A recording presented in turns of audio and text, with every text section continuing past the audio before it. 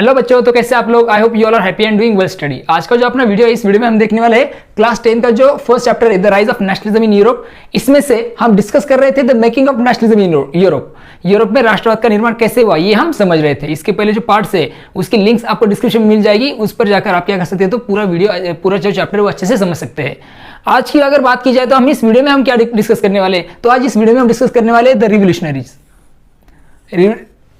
Revolutionaries को हिंदी में कहा जाएगा क्रांतिकारी। देखिए, मिड 18th सेंचुरी तक यूरोप में कोई भी नेशन स्टेट नहीं था।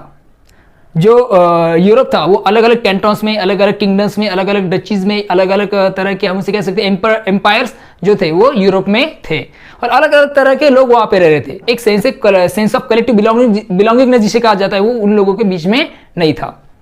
ओके, तो ये एक प्रॉब्लम था वहां पे। तो इसकी वजह से अलग अलग लोग जो है वो वहां रहने वाले थे। तो उसमें से कौन हो गए, हमने देखा, इसके पहले बार हम डिस्कस किया एरिस्टोक्रेसी जो थे वो वहां पे रह रहे थे। उसके बाद एक इंडस्ट्रियलाइजेशन आया। इंडस्ट्रियलाइजेशन की वजह से एक नया मिडिल क्लास बना, जिसे हम न्यू मिडिल क्लास कहते हैं।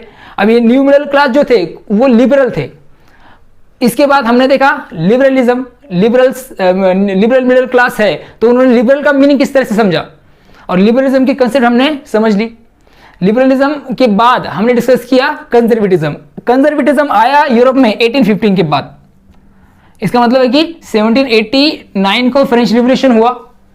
उसके बाद फ्रेंच रिवॉल्यूशन के तहत क्या होगा, तो जो ट्रेडिशनल कंसेप्ट थी सब, चर्च हो गया, सोशल हियरार्ची हो गई, ओके, सोशल ऑर्डर जिसे हम कह सकते हैं, first state, second state, third state, ये जो ग्रेडिंग सिस्टम थी, या फिर ये जो एक हियरार्ची थी यूरोप में, इसे भी बंद कर दिया गया था after the French revolution. Monarch को क्या किया गया था, तो डिथ्रोन कर दिया गया था। राजा की जो कंसेप्ट है, राजशाही जिसे हम कह सकते हैं, वो पूरी तरह से बंद हो गई थी। ओके, और उसके बाद एक आदमी आया मीन्स वो बाद में पावरफुल बना फ्रांस में, और वो था नेपोलियन बोनापार्ट। नेपोलियन बोनापार्ट खुद क्या बन गया, तो वहां पे मोनार्क बन गया, और उसने क्या किया, तो बहुत सारे चेंजेस किए, मॉडर्नाइजेशन किया यूरोप का। नेपोलियन बोनापार्ट का अलग ही इंपॉर्टेंस है फ्रेंच रिवॉल्यूशन के बाद के दिनों में। तो उसने बहुत सारे मॉडर्नाइजेशन किया। ओके, ये जो मॉडर्नाइजेशन था, ये कंजर्वेटिव जो थे वो उसे अस्वीकार करते थे, क्योंकि कंजर्वेटिव जो थे वो स्मॉल, या फिर हम उसे क्या कहते हैं, ग्रेजुअल चेंजेस पर भरोसा रखते थे। चेंजेस होंगे, डेवलपमेंट होगा मगर ग्रेजुअली, स्लोली वो डेवलपमेंट होगा। सडन चेंजेस को एक्सेप्ट नहीं कर रहे थे। ओके, और इसने बहुत सारे सडन चेंजेस किए थे नेपोलियन बोनापार्ट ने। मगर 1815 ये साल बहुत इंपॉर्टेंट है, देखिए, क्योंकि यहाँ पे सबसे पहले भी दिया, देखो, फॉलोइंग द ईयर ऑफ 1815। तो 1815 को नेपोलियन जो है, ओके, तो वो क्या हो गया, हार गया वाटरलू के वॉर में बाय द यूरोपियन पावर्स। जो यूरोपियन पावर्स है उन्होंने क्या किया, तो नेपोलियन को हरा दिया वाटरलू के वॉर में। वाटरलू में जो लड़ाई उसमें वो हार गया। तो इसके बाद अभी जिन देशों ने उसे हराया वहां पे था मोनार्क सिस्टम। इसका मतलब वो जो लोग थे वो सब कंजर्वेटिव्स थे। ओके, जो क्या भरोसा करते थे, तो राजा मोनार्क सिस्टम पर वो भरोसा करते थे, चर्चेस पर वो भरोसा करते थे, चर्चेस को फॉलो करना है, राजा जो रहेगा वही सब डिसीजन लेगा, इन सबको वो सपोर्ट करने वाले लोग थे। तो 1815 के बाद जो टाइम शुरू हुआ वो हो गया कंजर्वेटिव्स का। समझ रहे आप? तो ये सब सोसाइटीज में ये सब लोग रह रहे थे। एरिस्टोक्रेसी के बाद न्यू मिडिल क्लास के बाद कंजर्वेटिव्स। ओके, लिबरल्स तो थे ही। ओके, जिसे न्यू मिडिल क्लास को हम कह सकते हैं लिबरल्स, जो चेंजेस वो एक्सेप्ट कर रहे थे। और उसके बाद कंजर्वेटिव्स। ओके, और उसके बाद एक सोसाइटी थी, या फिर और एक अलग तरह के लोग रह रहे थे यूरोप में, जो थे रिवोल्यूशनरीज। जो थे कौन, तो क्रांतिकारी। तो इन क्रांतिकारियों के बारे में हम क्या करने वाले, तो इस वीडियो में आज डिस्कस करने वाले हैं। तो चलिए फिर शुरू करते हैं आज का वीडियो, जो है द रिवोल्यूशनरीज 2.4 का जो पॉइंट है, the making of nationalism in Europe का, द रिवोल्यूशनरीज, वो हम अभी समझेंगे।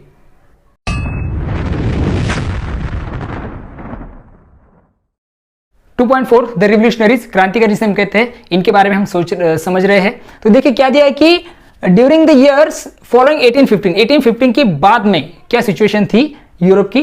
तो हम इससे पहले वीडियो में हमने देखा है कि कंजर्वेटिज्म की शुरुआत हो गई थी। नेपोलियन हार गया था, कंजर्वेटिव जो उसे कैसे आइडियोलॉजी वाले देश है यूरोपियन पावर के, उनसे वो हार गया था। तो कंजर्वेटिज्म शुरू हो गया था पूरे यूरोप में। तो इसके तहत जो लिबरल नेशनलिस्ट थे, लिबरल मीन्स मैंने आपको बोला है फ्री, आजाद, जो आजाद राष्ट्रवादी लोग थे, दे वेंट अंडरग्राउंड, वो अंडरग्राउंड चले गए। अंडरग्राउंड चले गए मीन्स वो भूमिगत हो गए। उन्होंने खुद को छुपा लिया, क्योंकि वो जानते थे क्यों छुपा लिया खुद को, because of the fear of repression, दमन का भय। उन्हें मालूम था कि कंजर्वेटिज्म शुरू हो गया है, इसका मतलब कंजर्वेटिव पावर, सुपर पावर हो चुके हैं, जो ट्रेडिशनल थिंग्स को फॉलो करते हैं, जो मोनार्क को सपोर्ट करते हैं, जो एक सोशल हिरार्ची को सपोर्ट करते हैं, ओके, जो हम इसे क्या कह सकते हैं, तो चर्चेस को सपोर्ट करते हैं। तो ये लोग पावर में आने की वजह से जो फ्रीडम को सपोर्ट करने वाले लोग, या फिर इक्वलिटी बिफोर द लॉ को सपोर्ट करने वाले लोग हैं, या फिर जो अगेंस्ट में है बर्थ प्रिविलेजेस के, जो बर्थ प्रिविलेजेस को विरोध करते हैं, तो उन्हें डेफिनेटली मार देंगे, उनका दमन कर देंगे, उन्हें किल कर देंगे। इस भय की वजह से ये जो लिबरल नेशनलिस्ट थे वो क्या हो गए, तो अंडरग्राउंड चले गए, भूमिगत हो गए। उनके पास कोई चारा नहीं था, क्योंकि अगर वो मिल जाते तो उन्हें डेफिनेटली, अगर वो मिल जाएंगे तो उन्हें मार दिया जाता था बाय द, हम क्या कह सकते हैं, ये कंजर्वेटिव लोगों के द्वारा। तो इसके बाद हम देख रहे हैं कि अभी ये सब अंडरग्राउंड होने की वजह से क्या बनाई गई, तो यूरोप में सीक्रेट सोसाइटीज बनाई गई। सीक्रेट सोसाइटीज मींस गुप्त संगठन। अभी गुप्त संगठन को आप कैसे समझेंगे, तो देखिए इंडिया में भी गुप्त संगठन थे, सीक्रेट सोसाइटीज थी। जैसे कि आप भगत सिंह का एग्जांपल ले सकते हैं, चंद्रशेखर आजाद का एग्जांपल ले सकते हैं। ये लोग भी गुप्त या फिर सीक्रेटली सब काम करते थे, सीक्रेटली कोई भी प्लान अरेंज करते थे, उसे एग्जीक्यूट करते थे, और वो सब करते थे सिर्फ फ्रीडम मिलने के लिए, आजादी के लिए। ओके, तो ये इस तरह से यहां पर भी यूरोप में भी क्या बने थे, तो सीक्रेट सोसाइटीज बनी थी। और ये सीक्रेट सोसाइटी का काम क्या था, तो ट्रेन करना, किन्हें, तो रिवोल्यूशनरीज को, क्रांतिकारियों को प्रशिक्षण देना और स्प्रेड देयर आइडियाज, और उनके जो विचार है उन्हें फैलाना। ये काम होता था सीक्रेट सोसाइटीज द्वारा, कहां पे, तो इन यूरोप। ओके, इस तरह से ये सब काम चल रहे थे। डर, उन्होंने अंडरग्राउंड भी हो गए थे, मगर वो काम उनका रुकाया क्या नहीं। इंडिया में भी आप, इंडिया के हिसाब से भी आप देख सकते हैं, इंडिया में भी बहुत क्रांतिकारी थे, उन्होंने उनका काम नहीं रुकाया, वो सीक्रेटली काम कर रहे थे। ओके, इसी तरह यहाँ पे भी ये जो सीक्रेट सोसाइटीज बनी, वो क्या कर रहे थे, रिवोल्यूशनरीज को ट्रेनिंग दे रहे थे, प्रशिक्षण दे रहे थे, और उनके विचारों को क्या कर रहे थे, फैला रहे थे अलग अलग लोगों के बीच में। ओके, इस तरह से काम यूरोप में हो रहा था। क्योंकि ये जो रिवोल्यूशनरीज है, इन्हें दो तरीके से समझ सकते हैं, यूरोप में इनको किस तरह से आइडेंटिफाई किया जाएगा। उस वक्त रिवोल्यूशनरी बनना, उस वक्त में एट द टाइम, उस वक्त में रिवोल्यूशनरी का मतलब, क्रांतिकारी का मतलब क्या था, तो दो चीजों से आप समझ सकते हैं। पहला, ये जो लोग हैं रिवोल्यूशनरी, ये क्या करते हैं, तो मोनार्की को अपोज करते हैं। मोनार्चिकल फॉर्म जो है, जिसे हम कह सकते हैं राजतंत्रिक व्यवस्था, राजेशाही, इसे क्या करते हैं, ये रिवोल्यूशनरीज विरोध करते हैं। ये पहली सोच थी यूरोप में, किनके प्रति, रिवोल्यूशनरीज के प्रति। ओके, और ये जो मोनार्चिकल फॉर्म्स बनाए गए थे, राजतंत्रिक जो व्यवस्था थी वो बनाई गई थी after the treaty of Vienna. Vienna treaty के बाद ये बनी थी, ये आपको पिछले वीडियो में आपने देखा था। ओके, बर्बन फैमिली को रिस्टोर कर दिया गया था फ्रांस में। तो राजतांत्रिक व्यवस्थाएं बनी after the treaty of Vienna, Vienna Congress के बाद। ओके, तो ये पहला पॉइंट क्या समझा आपने रिवोल्यूशनरी के बारे में। ये लोग जो है रिवोल्यूशनरी वो अपोज करते हैं, किससे, तो मोनार्चिकल फॉर्म्स को। और दूसरी चीज, ये जो रिवोल्यूशनरीज है वो फाइट करते हैं to fight for the liberty and freedom. ये इंपॉर्टेंट है, ये जो रिवोल्यूशनरीज है वो फाइट करते हैं किसके लिए, for liberty and the freedom. Liberty में स्वतंत्रता, और जिसे हम कह सकते हैं फ्रीडम। फ्रीडम का मतलब होता है मुक्ति या फिर आजादी। आजादी के लिए और स्वतंत्रता के लिए ये क्या करते हैं, तो फाइट करते हैं। कौन, रिवोल्यूशनरी। इस तरह से लोगों ने क्या किया था, तो रिवोल्यूशनरीज को समझा था, और रिवोल्यूशनरीज भी वही काम कर रहे थे। वो अगेंस्ट में थे किसके, मोनार्चिकल सिस्टम के। वो अगेंस्ट में थे कंजर्वेटिव आइडियोलॉजी के, वो खिलाफ थे। वो चाहते थे सब इक्वल रहे, किसके सामने, लॉ के सामने। एक पार्लियामेंट्री स्ट्रक्चर होना चाहिए। ओके, इस तरह से वो सपोर्ट करने वाले लोग थे ये रिवोल्यूशनरीज। और most of the revolutionaries also saw the creation of nation state. बहुत सारे जो रिवोल्यूशनरीज थे वो सोचते थे कि एक सॉल्यूशन है, creation of nation state. Okay, nation state को बनाया जाए, okay, as a necessary part of this struggle for freedom. Freedom अगर चाहिए, आजादी अगर चाहिए, तो उसके लिए एक ऑप्शन है आपके पास, वो क्या है, तो नेशन स्टेट बनने चाहिए। नेशन स्टेट का मतलब मैंने पहले के वीडियो में ही बता दिया है, एक आजाद देश जिसे हम कह सकते हैं, जहां पे सब इक्वल रहेंगे, सबको इक्वल बेनिफिट रहेंगे, सब चीजें सेम रहेगी सबके लिए। ओके, तो नेशन स्टेट बनने चाहिए। नेशन स्टेट मीन्स राष्ट्र राज्य देश होना चाहिए। तो इसे ये क्या कर रहे थे, मोस्ट ऑफ रिवोल्यूशनरी जो है उसे सपोर्ट कर रहे थे, या फिर वो उसके बारे में सोच रहे थे। ऐसा एक रिवोल्यूशनरी था जिसका नाम है जूसेपी मैज़िनी। ओके, अभी जूसेपी जो मैज़िनी जो है वो इटली के रिवोल्यूशनरीज थे, इटालियन वो क्रांतिकारी थे, जिनका जन्म या फिर वो पैदा हुए थे जिनोवा में इन 1807 में। ओके, और वो मेंबर बने किसके, तो सीक्रेट सोसाइटी के। कौन सी सीक्रेट सोसाइटी, तो कार्बोनारी की जो सीक्रेट सोसाइटी थी वो इसके मेंबर बने थे। जब वो 24 ईयर्स के थे तब उन्होंने क्रांति लाने का प्रयास किया, कहाँ पे, लिगुरिया में। तो इसी वजह से 1931 को उन्हें क्या कर दिया, तो एग्जाइल कर दिया गया फ्रॉम द इटली। इसका मतलब उन्हें बहिष्कृत कर दिया गया, उन्हें निकाल दिया गया उस देश से या फिर उस स्टेट से। ओके, क्योंकि उन्होंने क्या किया, तो लिगुरिया में अटेम्प्ट किया रिवोल्यूशन का, क्रांति लाने का। इसकी वजह से 1831 को उन्हें एग्जाइल, इसका मतलब बहिष्कृत कर दिया गया, वहां से निकाल दिया गया। बाद में उन्होंने 2 अंडरग्राउंड सोसाइटीज बनाई, एक थी यंग इटली और दूसरी है यंग यूरोप। यंग इटली जो उन्होंने स्थापन की वो कहाँ पे की, तो मर्सेल में की, और यंग यूरोप जो है वो उन्होंने स्थापन की कहाँ पे, तो बर्न में। और इन 2 जो सोसाइटीज, इसके जो मेंबर्स थे वो कौन थे, उनके जैसे माइंड के ही, उनके जैसे सोच रखने वाले, Poland, France, Italy and German state, यहाँ की जो युवा है वो क्या बने, तो इसके मेंबर बने। इसका मतलब है कि सीक्रेट सोसाइटी जो थी कार्बोनारी की, वहाँ पे उन्होंने सब कुछ फ्रीडम के बारे में क्या हो गया, तो उन्हें समझ में आ गया था, इक्वलिटी समझ गई थी, कंजर्वेटिव किस तरह से बुरे हैं, किस तरह से प्रिविलेजेस सिस्टम बुरी है, ये समझ गए थे। इसलिए उन्होंने रास्ता चुना रिवोल्यूशन का, और उन्होंने भी खुद की क्या बनाई, तो 2 सोसाइटीज बनाई, सीक्रेट सोसाइटीज। और एक अटेम्प्ट भी उन्होंने किया था, मैंने आपको बताया अभी कि लिगुरिया में भी उन्होंने अटेम्प्ट किया था रिवोल्यूशन लाने का। तो एट द एज ऑफ 24, जब वो 24 ईयर के थे तभी, ओके, ये सब चीजें उन्होंने की। तो एक क्रांतिकारी का एक एग्जांपल हमारे सामने है, इस पर आपको एग्जाम में क्वेश्चन आ सकता है, write a note on Giuseppe Mazzini. Okay, Giuseppe Mazzini पर आपको क्वेश्चन आ सकता है 3 मार्क के लिए, अंडरस्टैंड। तो ये आपको अच्छे से याद रखना होगा। Mazzini believed that God had intended nation to be the natural unit of mankind. ये जो अभी मैंजिनी जो उसको विश्वास था कि एक गॉड का ही उद्देश्य है, ईश्वर का ही एक सोचना है कि ये जो नेशन है वो क्या है, तो नेचुरल यूनिट है, किसके, तो मैनकाइंड के।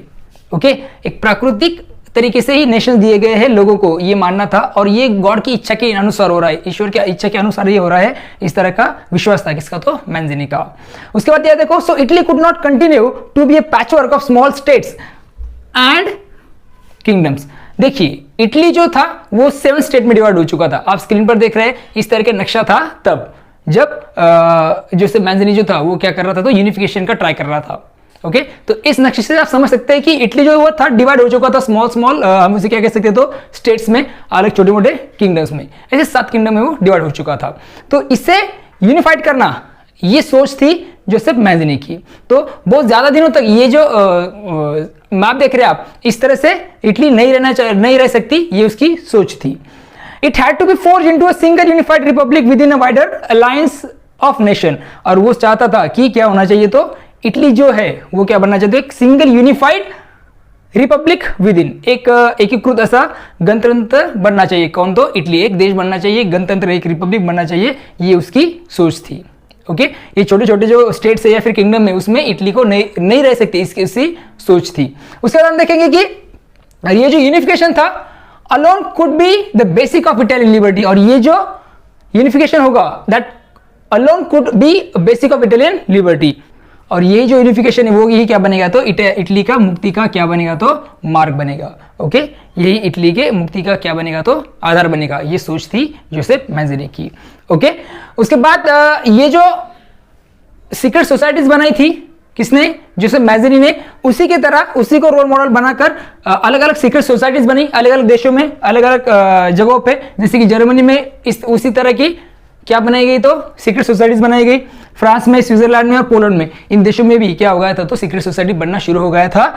किसके जैसे, किसे रोल मॉडल मानकर, जोसेपी मैंजिनी को रोल मॉडल मानकर वहां पर भी सीक्रेट सोसाइटी बनना शुरू हो गया था। Okay, Mazzini's relentless opposition to monarchy, वो जो मैंजिनी की जो रिलेंटलेस, पूरी तरह से कठोर या फिर घोर उसका जो अपोजिशन था, विरोध था, किसे, मोनार्की को। Okay, and vision of democratic Republic, उसकी जो विजन थी, उसकी जो सोच थी या फिर उसकी जो स्वप्न था, किसके बारे में, एक डेमोक्रेटिक, उसी क्या कहा जाएगा, तो रिपब्लिक, जिसे हम कह सकते हैं कि प्रजातांत्रिक गणतंत्र बनना चाहिए, ये उसकी जो ड्रीम था या फिर विजन थी। फ्राइटन द कंजर्वेटिव्स, ये क्या कर रहे थे, तो कंजर्वेटिव्स को, जिसे हम कह सकते हैं रूढ़िवादी को क्या कर रहे थे, तो डरा रहे थे। ये सब सोच किसकी, मैंजिनी की। उसका अपोजिशन था कंप्लीटली मोनार्की को, वो नहीं चाहता मोनार्क सिस्टम रहे, वो चाहता था कि डेमोक्रेटिक रिपब्लिक हो, इटली क्या बने, तो डेमोक्रेटिक रिपब्लिक बने। ओके, प्रजातांत्रिक गणतंत्र बने, इस तरह की वो सोच था। और इस सोच की वजह से कंजर्वेटिव जो थे या फिर रूढ़िवादी जो थे उसके सामने हार गए थे। और एक जो ड्यूक मेटरनिक है, ड्यूक मेटरनिक के उसके बारे में कहा था। मेटरनिक सबको याद होगा, ऑस्ट्रियन चांसलर था वो, जिसने ट्रीटी ऑफ वियना, जो वियना कांग्रेस है उसको होस्ट किया था। ओके, टोटली फुल सपोर्ट, ये जो ड्यूक मेटरनिक था वो पूरी तरह से सपोर्ट करता था कंजर्वेटिज्म को। ओके, पूरी तरह से वो कंजर्वेटिव था, तो इसलिए उसने क्या कहा था जोसेफ मैंजेनी के बारे में, तो उसने कहा था कि the most dangerous enemy of our social order, हमारी जो सामाजिक व्यवस्था है उसका ये क्या है, तो dangerous enemy, dangerous enemy means सबसे खतरनाक, वो क्या है, तो दुश्मन है। इस तरह से उसने स्टेटमेंट दिया था अबाउट द जोसेफ मैंजेनी। मेटरनिक ने कहा था जोसेफ मैंजेनी के बारे में कि ये जो है, ये जो आदमी है वो क्या है, तो हमारी सामाजिक व्यवस्था का सबसे खतरनाक दुश्मन है। इस तरह से उसने उसे कहा था। ओके, आई होप आपको पूरी तरह से एक आइडिया आ चुकी होगी किसके बारे में, यूरोप में नेशनलिज्म किस तरह से निर्माण हुआ, इसके बारे में आपको सब समझ में आ गया होगा।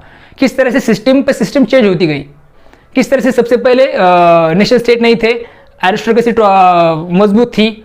ओके, और उसके बाद न्यू मिडिल क्लास आया, उन्होंने चेंज को सपोर्ट किया, लिबरल न्यू मिडिल क्लास।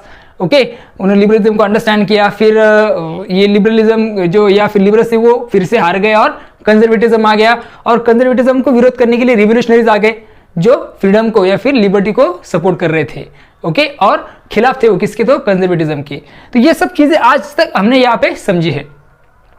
ये जो पूरा चैप्टर है वो मैंने अलग अलग सेगमेंट्स में डिवाइड किया है, तो सबके जो वीडियो की लिंक है आपको डिस्क्रिप्शन में मिल जाएगी, वहां पर जाकर आप क्या कर सकते हैं, ये चैप्टर पूरी तरह से समझ सकते हैं। तो अगर आपको वीडियो समझ में आते हैं या अच्छे लगते हैं तो चैनल को जरूर लाइक, शेयर और सब्सक्राइब कीजिएगा।